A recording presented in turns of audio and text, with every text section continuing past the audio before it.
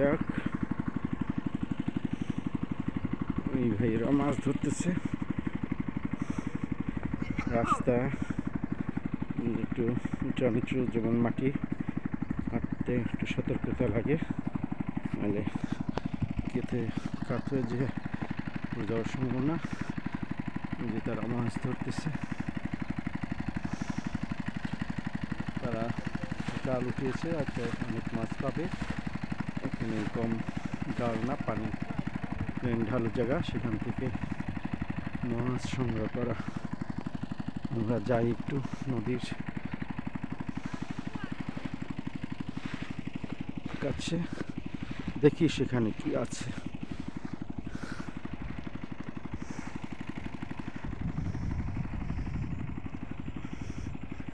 আমাদের বাংলাদেশ, আমরা বলি ধানের দেশ, পাটের দেশ, মাছের দেশ। আমাদের মাছে ভাতে বাঙালি বলে। হ্যাঁ, মাছ হলে আর কিছু লাগে না অনেকের কাছে। এখানেও কিছু না নিয়ে গেছে, এই যে চাই বলে বা বক্স আকারে, এটাকে একটা নাম আছে। তারা এখানে মাছ যাওয়ার সময় যে বেশ মাছ আছে, বড় মাছই দেখা গেল। আবার ওই যে এটাও ঘের, ও এখানে আরো বড় পরিসরের ঘের, এবং অনেকেই মাছ ধরতেছে। নদী আছে আরো ওই পারে দিয়ে।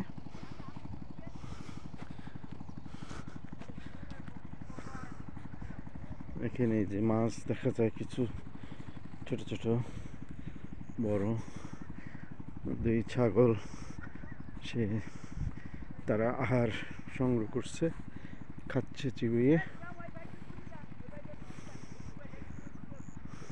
দুই মহিলাও আসছে তারা তাদের কাছে। আসলে কি সুন্দর ঘের, নদীর মতোই বা নদীতেই তারা ঘের দিয়ে এরকম মাছ শিকার করে।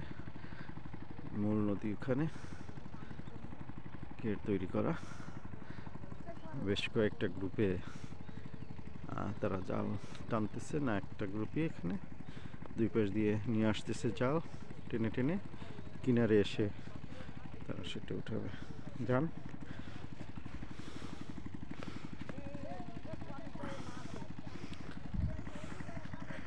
সেই তাদের জাল ওই পথে না, যে আরেক পথে যাই, কিছু নূতনত্ব তাহলে দেখতে পাই। যে এবার জাল দিয়ে বেড় দেওয়া হয়েছে, এবং এই আইল বা এটা যাতে ভেঙে না যায়, সেই বালুর বস্তা দিয়ে বাঁধ তৈরি করা হয়েছে একটু। যাক, কত সুন্দর এই দৃশ্যাবলী। সব জায়গায় তারা কর্মব্যস্ত, কেউ মাছ আহরণ করছে, কেউ সে ধান গাছ লাগাচ্ছে, সেই মিক্স হয়ে গেল, সেই সমন্বয়। ধান খাদ্য, প্রধান খাদ্য আমাদের ভাত, সেই ভাতও অনেকে লাগাচ্ছে, আবার ভাতের সঙ্গে মাছ, সেই মাছও একই কাছাকাছি জায়গা থেকে আহরণ করছে, ব্যবস্থা করছে। তাই বলা যায় সেই চিরাচরিত সেই বিষয় যে মাছে ভাতে বাঙালি মাছ ভাতেই বেশি পছন্দ করে। এবং আমাদের দেশে আনাচে কানাচে সব ক্ষেত্রেই আছে বিভিন্ন রকমের মাছ, দেশীয় মাছ অনেকেই জানে। আবার সমুদ্র থেকে অনেক মাছ আহরণ করে, নদী থেকে আছে আমাদের জাতীয় মাছ ইলিশ, যেটা আমরা প্রচুর পরিমাণে পাই এবং মজা করে খাই।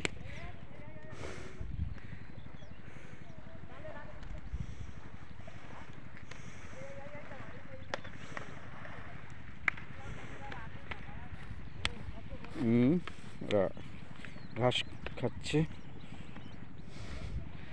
দেখি ওখানে একটা পাকা ঘর আছে, ওখান দিয়ে যাব।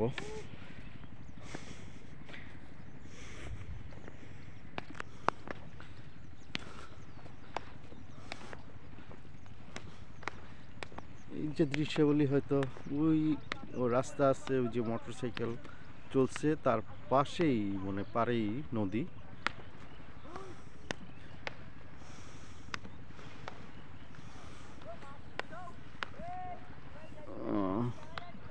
যেহেতু মাথায় সেই আমার গরম টুপি ছিল, যার জন্য মাথার চুল একটু আউলা চাউলা।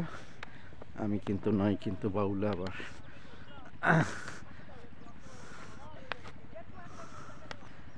যে যেভাবে পাচ্ছে কর্মে ব্যস্ত আছে, এবং আমাদেরই খাদ্য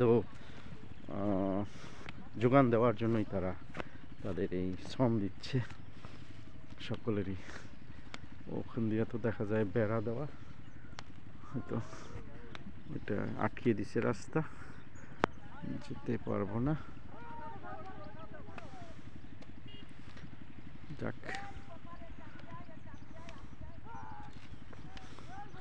এই চাচা ওই রাস্তা এইটা দিয়ে যাওয়া যাবে? হ্যাঁ,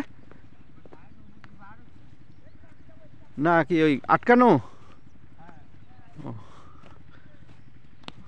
ওখানেও মাছের ঘিয়ার তারা হয়তো এই অফিস মাছের। হ্যাঁ, যাওয়া যাবে না, না আটকানো। এটা আপনার ক্ষেত?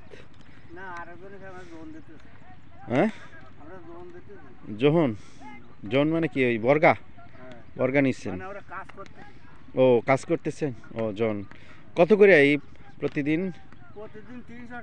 300 টাকা। আর খাবার দেয়? কোনো কিছু দেয় না? একটা পর্যন্ত? যাক, এখানে শ্রম তাও না। কয়টা থেকে শুরু করেন? 8টা থেকে? 8টা থেকে 1টা। 300 টাকা, হাফ বেলার মতো কিছুটা, খারাপ না। ওই যে ওখানে তারা মাছ যাতে জালের মধ্যে যায়, তাই পানিতে শব্দ করে এই যে বিস্তৃতি পিছনে জাল, অনেক মাছ আটকিয়েছে। দেখি যে আমাদের সেই এই যে মধ্য এশিয়া মহাদেশ, সেখানেই মাছের অনেক সমাবেশ।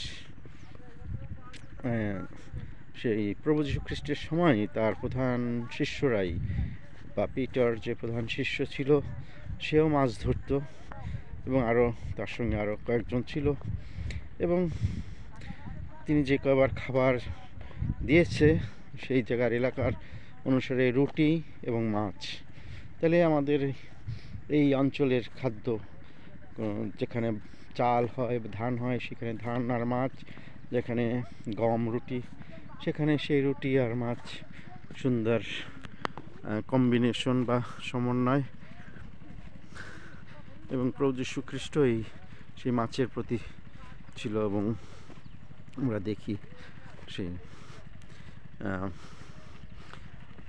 5 টুকরা রুটি এবং 2টি মাছ দিয়ে কত লোক খাওয়াইছে। এবং এরকম আরও বেশ কয়েকটা ঘটনা রয়েছে। হ্যাঁ, হয়তো সব আসেনি। আমরা এই পথ দিয়ে এসেছিলাম, এই পথে যাই।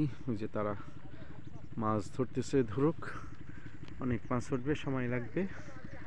যাক, এখানে ক্ষান্ত দিই। একটা খেজুর গাছ, এখানে একবার রস কেটেছিল, এখন অবশ্য কাটেনি। হয়তো ছোটো গাছ অন্যরা এসে খেয়ে ফেলে। যে গাছ কাটে শিউলি, সে হয়তো ভাগ না পায়।